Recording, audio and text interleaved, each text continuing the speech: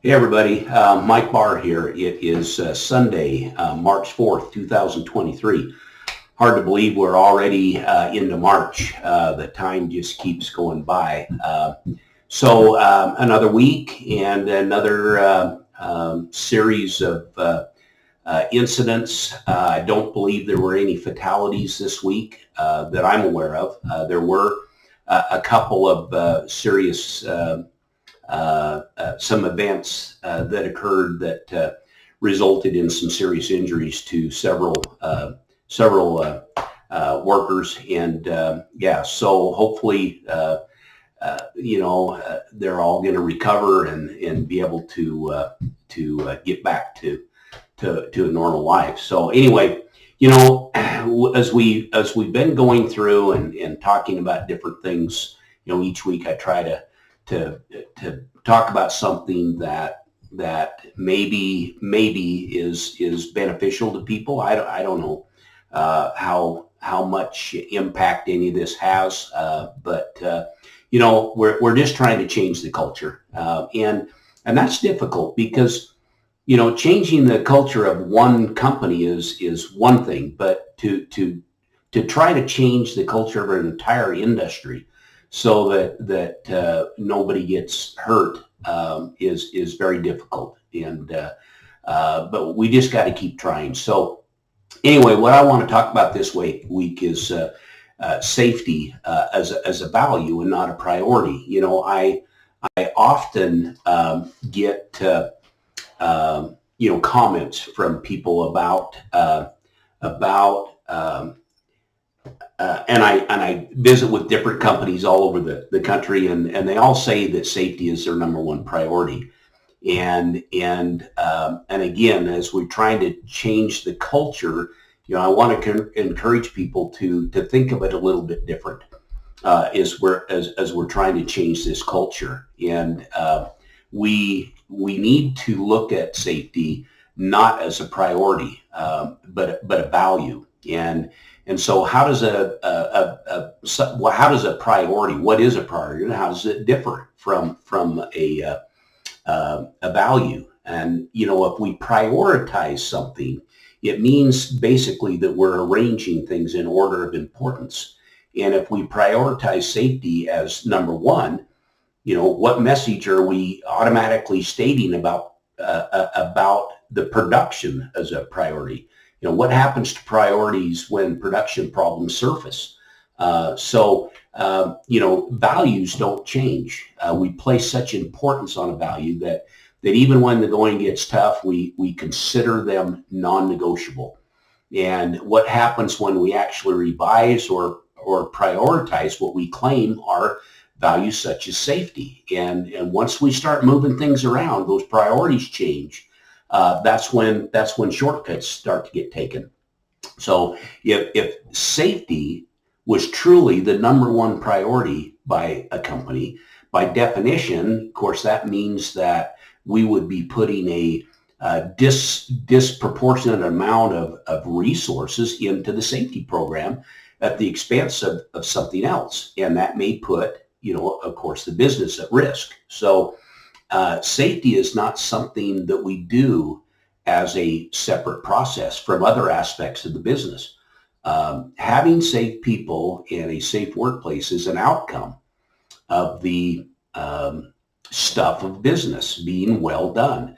So safe workplaces, are developed as the result of ensuring the effectiveness and the efficiency of the business. And after all, if we have incidents and we have injuries and we damage equipment, we're not being effective. And that's going to impact the efficiency of the business. So and let's face it, one of the concerns we have at work is that many people that work in our industry are just natural risk takers. And if you just look at the number of extreme sports and other activities that people get, involved in and willingly take part of outside of work, so there is evidence that people are natural risk takers to a certain extent, especially I think the younger workforce. So it is the tendency for people to live with risk. And that is what's at the heart of the difficulty of attempting to manage safety at work. People left to their own devices make their own judgments, and as to the level of risk that exists while they work and how much they're willing to accept. Okay, so what's the solution to ensuring the well-being of everybody at work? It's guys, it's not platitudes and speeches about how important safety is, and it really isn't either about more systems. Building more regulation, more rules. We're having a problem here, so let's enforce the rules. Let's make them even more stringent. And while that's appropriate in some situations, but it's not about those systems. It's not about detailed risk assessments and safe work method statements. Those are all important components, but it just simply isn't going to be the fix for everything. When we get to a point where we know safety is a value and it's non-negotiable, it doesn't change even when the going gets tough. That sign that says safety is priority one will not be believed unless safety is actually a value. Priorities, by definition, are going to be, they're easily revised up and down depending on the situation. The values that you personally have do not change. And the supervisor, the foreman that's going to prioritize safety may very well tell someone to bypass a safety procedure when the work becomes more important than the worker himself. The supervisor or the foreman that values safety will not tell that worker to bypass safety procedures. He understands that the worker is more important than the work. And that's, of course, what we've got to get to. So we know that safety is a value when it doesn't change when the going gets tough, when we get behind schedule, when production starts to suffer.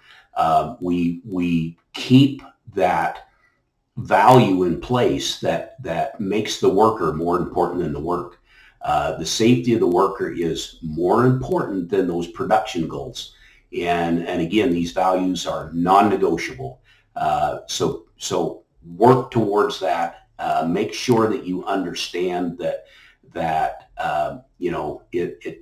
values can't change. And again, just because production starts to suffer for one reason or another, we still have to make sure that the worker is more of a priority than the work itself. So, guys, let's have a safe week. Let's have another week with no injuries. Let's keep it injury free. And remember, guys, I always finish my videos with the same statement that I think people need to really think about.